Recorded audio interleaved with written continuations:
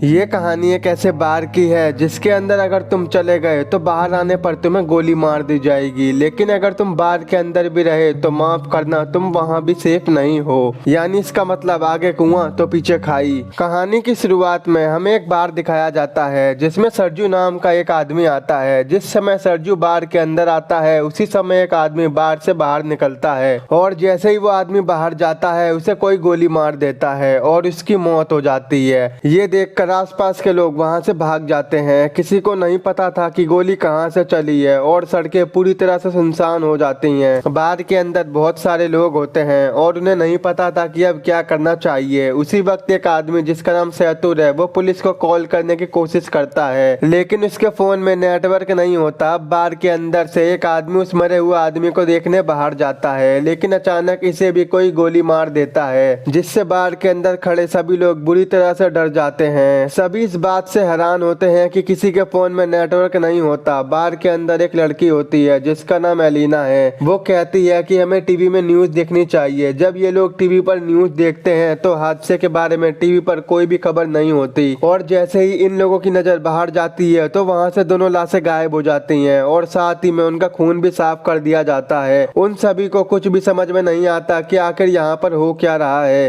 तभी सैतुर कहता है कि मुझे लगता है कि कोई चाहता है कि हम में से कोई भी यहाँ से बाहर ना निकले। फिर सरजू कहता है कि हो सकता है कि हम में से कोई किलर हो या हो सकता है हम में से कोई आतंकवादी हो जिसके पास कोई भयानक विस्फोटक सामान हो और पुलिस उसे पकड़कर मारना चाहती हो। ये सुनकर एक आदमी जिसका नाम नाचो है वो अपने पैर से अपने बैग को छुपा देता है, पर सरजू उसे ऐसा करते हुए देख लेता है और इसके बारे में वो सबको बताता है। नाचो के बैग को ले लिया जाता है और जब उसके बैग को खोला जाता है तो उसमें से कुछ कपड़े और हार्ड डिस्क निकलती है। तभी नाचो कहता है कि इसमें ऐसी कोई भी चीज नहीं है जिससे किसी को भी नुकसान पहुंचे। वो कहता है मैं एक एड कंपनी में काम करता हूं और इस हार्ड डिस्क में मेरी काम की चीजें हैं, लेकिन कोई भी उसकी बात पर विश्वास नहीं करता। एलिना उसके हार्ड डिस्क को तोड़ देती है, लेकिन हार्ड डिस्क के अंदर कुछ भी नहीं होता। नाचो को इस बात से बहुत दुख होता है। तभी नाचो देखता है कि सामने काउंटर पर एक ब्रीफ केस रखा हुआ है। वो सबसे पूछता है कि ये ब्रीफ केस किसका है। तभी सरजू दावा करता है कि ये ब्रीफ केस उसका है। इससे पहले सरजू ब्रीफ केस को उठाता उस बार की ओनर अम्पारो ब्रीफ केस को उठा लेती है। सरजू अम्पारो को ब्रीफ केस खोलने को मना करता है, लेकिन तभी एक आदमी जिसका नाम इजराइल है वो उस ब्रीफ केस को खोल देता है, पर ब्रीफ केस के अंदर औरतों के कुछ कपड़े निकलते हैं। इससे पहले कोई कुछ समझ पाता उसी वक्त उन्हें बाथरूम से एक आवाज आती है। जब ये लोग वॉशरूम का गेट खोलने की कोशिश करते हैं तो गेट अंदर से लॉक होता है। ये लोग किसी न किसी तरह से दरवाजे को खोलकर बाथरूम के अंदर जाते हैं और देखते हैं कि वहाँ पर एक मोटा सा आदमी लेटा हुआ है जो कि बेहोश है। दरअसल इस कहानी की शुरुआत में यह आदमी खांसते खांसते वॉशरूम के अंदर आया था और तब से ही ये यहीं पर बेहोश पड़ा है। इस आदमी के पास एक इंजेक्शन भी पड़ा होता है। एलिना उस इंजेक्शन को उठा लेती है। तभी इन्हें बाहर से गाड़ियों की आवाज आती है। जैसे ये लोग बाहर के गेट के पास जाते हैं तो ये देखते हैं कि वहाँ पर बहुत सारे आर्मी ऑफिसर आते हैं जिनके चेहरे पूरी तरह से ढके हुए थे। वो आर्मी ऑफिसर वहाँ पर बहुत सारे टायर्स का ढेर जमा करते हैं और उन टायर्स को जलाकर वहाँ से चले जाते हैं। हालांकि सभी को लग रहा था कि ये हमारी मदद करने आए हैं, लेकिन वो उनकी मदद नहीं करते। उसके ठीक बाद टीवी पर न्यूज दिखाई जाती है कि सिटी के एक बहुत बड़े हिस्से में आग लग गई है, इसीलिए इस जगह को सील कर दिया गया है और उस तरफ अब कोई भी नहीं जा सकता। बाढ़ में फंसे लोगों को कुछ भी समझ में नहीं आता कि सरकार झूठ क्यों बोल रही है। तभी वो आदमी जो बाथरूम में बेहोश था वो अचानक से सबके सामने आ जाता है। उसकी पूरी बॉडी बुरी तरह से फूल चुकी थी, साथ ही उसकी आंखें भी डरावनी और अजीब सी हो जाती हैं और वो वहीं पर गिरकर मर जाता है। लेकिन मरने से पहले वो डोंट टच मी कहता है, पर ये लोग उस मरे हुए आदमी का फोन उठाते हैं और वो देखते हैं कि यह आदमी तो एक आर्मी ऑफिसर था। इसके फोन में और भी फोटोज होती हैं जिनमें लोगों ने किसी भी वायरस से बचने वाली पीपीई किट पहनी होती है। अब बाढ़ के अंदर सभी लोग समझ जाते हैं कि इस पूरे इलाके को क्वारंटीन कर दिया गया है। इसका मतलब यह आदमी जो अभी अभी मरा है ये इन्फेक्टेड था और इन्फेक्शन से इसकी जान चली गई है और हो सकता है कि शायद अब यहाँ पर और भी लोग इन्फेक्टेड होंगे। वहीं नाचो को दिखाया जाता है जो किसी भी तरह से अपने फोन में सिग्नल लाने की कोशिश करता है और जब वो एक टेबल पर चढ़कर अपने फोन को ऊपर करता है तो उसके मोबाइल में नेटवर्क आ जाता है। वो ये बात सबको बताता है। तभी नाचो को कहा जाता है कि तुम जल्दी से किसी मीडिया वाले को कॉल करके उसे सब कुछ बता दो, लेकिन तभी सैतुर भी फोन पर बात करने के लिए टेबल पर चढ़ जाता है जिस वजह से टेबल टूट जाती है। फिर एक आदमी जिसका नाम एंड्रेस है वो नाचो से फोन मांगता है, पर तभी अम्पारो से रोक देती है और कहती है कि इस फोन को मत छूना, ये फोन उस इन्फेक्टेड आदमी का था, अगर तुमने इस फोन को छू लिया तो तुम भी इन्फेक्टेड हो जाओगे। सरजू और एंडस इस बात से सहमत हो जाते हैं। अब इसका मतलब नाचो और जिस किसी ने भी इस मोबाइल और उस आदमी को छू लिया है वो सब के सब इन्फेक्टेड है, और ऐसा करने वाले इनमें से 5 लोग हैं। एंड्रेस उन्हें अपनी बंदूक से धमकाता है और इनसे कहा जाता है कि इस आदमी की डेड बॉडी को बार के नीचे बने तहखाने में ले जाओ। इन सबको मजबूरी में इनकी बात माननी पड़ती है और ये सभी 5 लोग डेड बॉडी को लेकर नीचे तहखाने में चले जाते हैं। अब ऊपर बस 3 लोग बचे हुए हैं। थोड़ी देर बाद एक ट्रिनी नाम की औरत को वहाँ पर सफोकेशन होना शुरू हो जाता है। ट्रिनी सबको तहखाने का दरवाजा खोलने को कहती है लेकिन कोई उसकी बात नहीं सुनता। जैसे ही ट्रिनी दरवाजा खोलने की कोशिश करती है तो वहाँ पर रखी हुई कुछ बोतल्स गिर जाती हैं और उनका लिक्विड एक साइड बहना शुरू हो जाता है, और तभी इनको वहाँ पर एक जाली दिखाई देती है। इसका मतलब ये लोग वहाँ से पानी के रास्ते होते हुए वहाँ से बाहर निकल सकते हैं। ये देख इजराइल उस जाली को खोल देता है और वो इसके अंदर जाकर यहाँ से निकलने का फैसला करता है। इसीलिए वो अपने पूरे शरीर पर ऑयल लगाता है और उसके अंदर घुसकर यहाँ से निकलने की कोशिश करता है, लेकिन वो होल इतना बड़ा नहीं था जिससे वो नीचे जा पाता। और तभी अचानक इन सभी को गोलियां चलने की आवाज आती है। आवाज सुनकर ये सभी लोग काफी घबरा जाते हैं। फिर इन्हें ऊपर बार में धुआं दिखाई देता है, जिसे देखकर ये लोग समझ जाते हैं ऊपर जो 3 लोग थे उन्हें किसी ने मारकर पूरे बार में आग लगा दी है। वहीं दूसरी तरफ इजराइल अभी भी उसी होल में बुरी तरह से फंसा हुआ है। अब वो लोग सबसे पहले इजराइल को वहां से बाहर निकालते हैं। कुछ घंटों बाद आग पूरी तरह से बुझ जाती है और वो लोग ऊपर बार में आने का फैसला करते हैं। ऊपर बार में आने के बाद वो देखते हैं कि बार पूरी तरह से जलकर राख हो चुका है। नाचो को वहां पर गन मिल जाती है जिसे वो चुपचाप उठा लेता है। तभी ये लोग देखते हैं कि कुछ लोग बाहर से इस जगह को पूरी तरह से सील कर रहे होते हैं। ये बड़ी ही खामोशी से देखते रहते हैं क्योंकि अगर किसी को भी भनक लग गई कि अंदर अभी भी 5 लोग जिंदा हैं तो इन सभी को भी मार दिया जाएगा। और तभी यहाँ मोबाइल बजना शुरू हो जाता है। ये उसी मोटे आदमी का मोबाइल होता है जिसकी अभी थोड़ी देर पहले इन्फेक्शन के कारण मौत हुई थी। एलिना उसका फोन उठा लेती है और उसकी व्हाट्सएप चैट्स को पढ़ना शुरू कर देती है, जिसमें एक आदमी उस मोटे आदमी से पूछता है क्या वैक्सीन लेने के बाद तुम्हारी तबीयत में सुधार है। इस आदमी ने जवाब दिया होता है नहीं, मेरी तबीयत बहुत खराब है और मैं किसी बार के वॉशरूम में छुपा हुआ हूँ, तुम मेरे पास आने की कोशिश मत करना। अब एलिना इसकी पुरानी चैट्स को पढ़ती है जिसमें इस आदमी ने लिखा होता है कि मेरे पास अभी भी 4 और बचे हैं। ये लोग समझ जाते हैं कि इसके पास जो इंजेक्शन है वो इस वायरस की वैक्सीन है। ये पढ़कर सब लोग खुश हो जाते हैं कि ये वैक्सीन काम कर सकती है, लेकिन फिर भी उनके फोन में एक डाउट आता है, अगर इस आदमी ने इस वैक्सीन को ली थी तो इसकी मौत कैसे हो गई। अचानक तभी वो फोन बजना शुरू हो जाता है, पर इससे पहले वो फोन को उठा पाते उसकी बैटरी लो होने के कारण फोन स्विच ऑफ हो जाता है। अब ये किसी न किसी तरह से फोन को चार्ज करने की कोशिश करते हैं। वहीं एलिना कहती है कि इस आदमी ने चैट्स में कहा था कि इसके पास 4 और बचे हैं, क्यों ना हम उन 4 वैक्सीन को ढूंढें। फिर ये सभी नीचे स्टोर रूम में उसकी लाश के पास जाते हैं, लेकिन उनको वहां पर कोई वैक्सीन नहीं मिलती। इसके बाद फिर ये वॉशरूम में जाते हैं जहां पहले से ही इजराइल वैक्सीन के साथ बैठा होता है। इजराइल किसी एक से अपना बलिदान मांगता है क्योंकि वो सब 5 हैं और वैक्सीन सिर्फ 4, इसीलिए इजराइल सबसे पहले एक इंजेक्शन निकाल कर अपने आप को इंजेक्ट कर लेता है। तभी नाचो उस पर अपनी बंदूक तान देता है, लेकिन फिर भी इजराइल अपने शरीर में वैक्सीन इंजेक्ट कर लेता है, जिसके बाद नाचो और इजराइल में हाथापाई शुरू हो जाती है। इजराइल नाचो पर हावी हो जाता है और उसकी गन को छीन लेता है। उसी हाथापाई के दौरान वैक्सीन इजराइल के हाथ से छूटकर नीचे तहखाने में गिर जाती है। टीनी तहखाने में जाकर वैक्सीन को उठा लेती है, लेकिन तभी गलती से उसके हाथ से वो वैक्सीन छूट जाती है और वो नीचे नाले में गिर जाती है। अब ये बेचारे सोच रहे होते हैं कि वैक्सीन को नाले से कैसे निकाला जाए। इन सब में से एलिना सबसे पतली होती है, इसीलिए वो लोग उससे पूछते हैं कि क्या तुम अंदर जाकर वैक्सीन को ला सकती हो।